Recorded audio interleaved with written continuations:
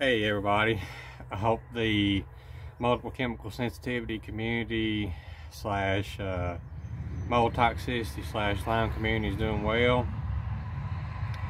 I want to do a video about early on with my multiple chemical sensitivity. Kind of wanted to dive into this a little bit. I apologize about the traffic being loud. We're here at the campsite. But anyway, right after my symptoms started, if you watched any of my previous videos, you remember early on my MCS, I was coughing up blood. You know, I had severe hair loss that went way back here. I was working for a manufacturer and things intensified.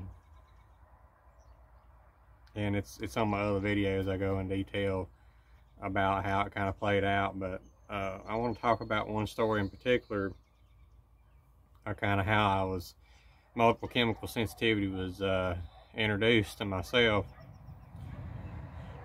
So my earliest memory of multiple chemical sensitivity, I bought a mobile home, and I was redoing it at the time. I still was living with my parents, and I was redoing it, and I was putting the trap work on the sink, and I remember the glues just being intensely strong. And before that, at work, I had noticed like the rust inhibitors and stuff, smells was increasingly getting stronger and stronger, and I was more active. I'd cough around them, you know, etc., etc. But the one doctor I really, so far, the 2 years that I have survived this terrible condition, I had to give hats off to Dr. Kenneth Vygotsky. And the reason why is it was December the 7th, 2019, I started having air hunger attacks, which felt like asthma, but it wasn't asthma, because I had asthma my whole life. I know what it felt like. Inhalers wouldn't touch it. Spacers, nebulizers, nothing would do anything. It didn't matter what I took. My normal go-to medicines like hydroxyzine, Benadryl, Claritin, it did nothing for the reactions that I was having. I mean, it didn't do anything to mitigate it or lessen my symptoms. You know, I had a lot of facial swelling, things of that nature. But anyway, writing the story. So I'd caught like a respiratory virus. I don't know if it was COVID-19, what it was. I do know that I got it from a coworker. He was very deathly sick, and another coworker passed away from it, or coworker's wife, I should say. Anyway, so I was having these air hunger attacks, and the first severe reaction that I had was, or the most memorable one was, we'd always would bleach the sink after handling raw chicken to clean the sink. And we'd only use like a cap full, maybe 2 caps. And I was getting ready to put chicken on. I just put it on. I took this tiny cap full and I poured it in the sink. And I just remember just feeling awfully short of breath, like I couldn't breathe. I had to run outside, and I had to get in the car, and I had to turn the AC on, and I had to get my father to open the doors and just clear the air out. But it was really odd. I was really confused what was going on. Anyway, I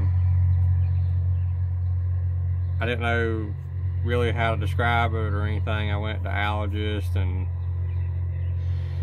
you know, really didn't get answers. I went to another specialist, really didn't get answers. Went to another specialist, really didn't get answers. And I had a follow-up with my ENT, my ear, nose, and throat doctor, of all people that you would think that would know anything about this, because the pulmonologist done me no good, the allergist done me no good. Nobody was doing me any good. So I'd seen Dr. Vygotsky here in town. He's retired now. And I'd seen the man maybe 6-7 times my whole life, but over you know, sinus issues. But they put me on medical leave because my symptoms got so bad. I was coughing so much at work that co-workers got concerned, HR got concerned, and they basically put me on medical leave. But Dr. Rogotsky walked in the room, and I told him what I experienced. I said, I have no tolerance to bleach or chemicals or any of that. I said, it's just really just aggravating my lungs. It's really, it just feels like my lungs is dry. Like it's just piercing, you know, and it feels like it's like I'm setting up infection after these exposures. And if you look up hypersensitivity pneumonia, that's what it is. It's like a pneumonia after, or a bronchitis after exposure to chemicals, molds, etc., which ties in with multiple chemical sensitivity. But anyway, he walked in the room and I was telling him about this, and he said, I have a good idea of what you have. I said, you do? I said, I think you have a condition called multiple chemical sensitivity. I said, I've never heard of that. You know, I had 4 years lab school, never heard anything about it. He was telling me about detox. And he said, I had a lady that would have seizures from formaldehyde about 10 years ago. He said, I thought she was a loon, thought she was quiet, but she told me that she reacted to chemicals. And he said it was the first person I ever seen to have reactions to everyday items like that. And sure enough, somehow my doctor had met Dr. William Ray, or Bill Ray, at the Dallas Institute of Environmental Medicine, which is a MCS clinic down in Dallas. Dr. Stephanie McCarter took over Dr. Ray's place after he passed away. But interestingly, when I told him the bleach story, he knew automatically what I'd had, or what I did have. And he told me that he had met Dr. Ray and they had discussed it, and that's how he got treatment for this other person that had the severe sensitivities as well. She'd have seizures and everything else from chemicals, but cleaners, you know, he was telling me, like, you know, bleach can't be in the house, you know, various different things. And he was telling me, and I just couldn't believe it. I told him, I said, it doesn't make sense, because, you know, I've been painting my whole life. You know, I've been around smokers my whole life. You know, I've been around several different things, you know, Kills Primer. You know, I worked in a factory for 5 years. I've hardly took any antihistamine the last 5 years. And he said, the reason why is because with chemical sensitivities, your body's poisoned. It's not an IgE mediated allergy. And he said, I want to do one trial on you, and we're just going to make sure it's not allergies. If you don't improve, I think you have the chemical sensitivity. I said, okay. So what do I do? He said, I'm going to put you on a very aggressive dose of antihistamines. I'm going to put you on, I think it was like 7 Claritins a day. I think it was 6 Singulair a day, 60 milligram prednisone a day. And he wanted me to do this for 2 or 3 weeks. He said, if it's no improvement, it's not coming from your IgE allergies. It's coming from basically your body with chemical sensitivity, you get poisoned. And I was like, wow, okay. He's like, I was like, I told him, I said, my one allergist down at Wake Forest I seen, she said there wasn't no such thing. It was pseudoscience. He said they don't get it, and a lot of allergists and stuff don't. So I done the trial run, what he wanted me to do, and I was absolutely no better whatsoever. And so me and him talked about it after, and he said, yep. He said, it sounds like you got chemical sensitivity. And he said, there's basically nothing I can do for you. There's no help. You can do detox. You can react to sheetrock on your wall, you can react to paints, you can react to anything. And he said, my 40 years, I've seen one other like you. He said, there's not very many people or specialists that deals with this. And he showed me on his computer, he brought it up, Dallas Institute, Environmental Medicine. And that's how I got started learning all the detox and learning all the protocols. And then I found the Facebook group, Multiple Chemical Sensitivity. And I was in denial for a year that that's what I had. It just didn't make sense to me in my mind.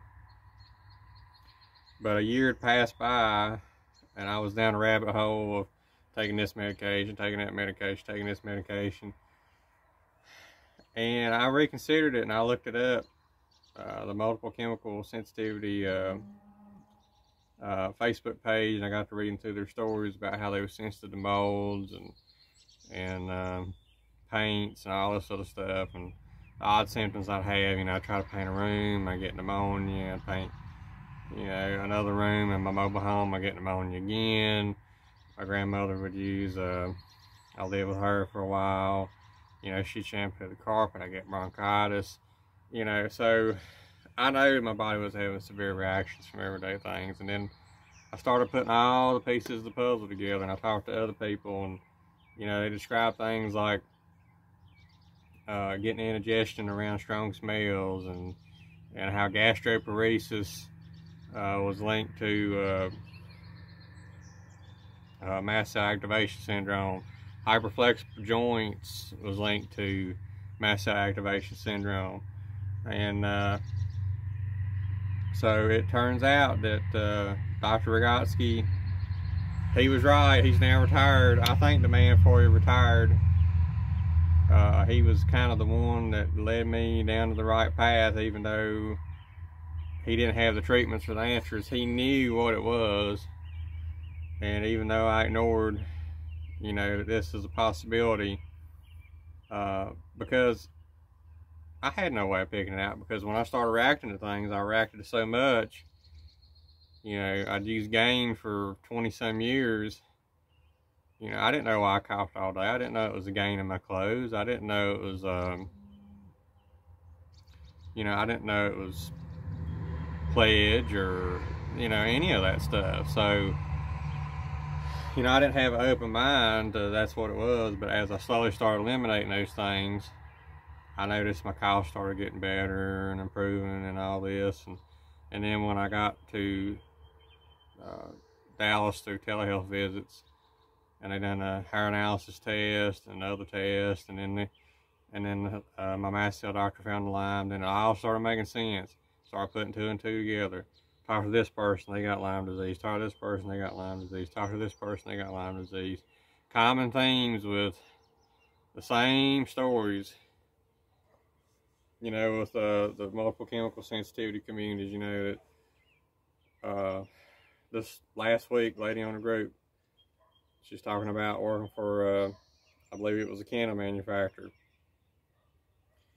Her sensitivities intensified, and all of a sudden she had no tolerance. Same way with me. So these conditions kind of hit you so fast, it doesn't make sense. You don't know where to start. And you're looking down all these rabbit holes of different diagnoses. And, you know, early on, you know, some of my doctors, you know, they thought it was scleroderma, or they thought it was autoimmune, or they thought it was this, or thought it was that. You know, it was my diet, it was how I was eating.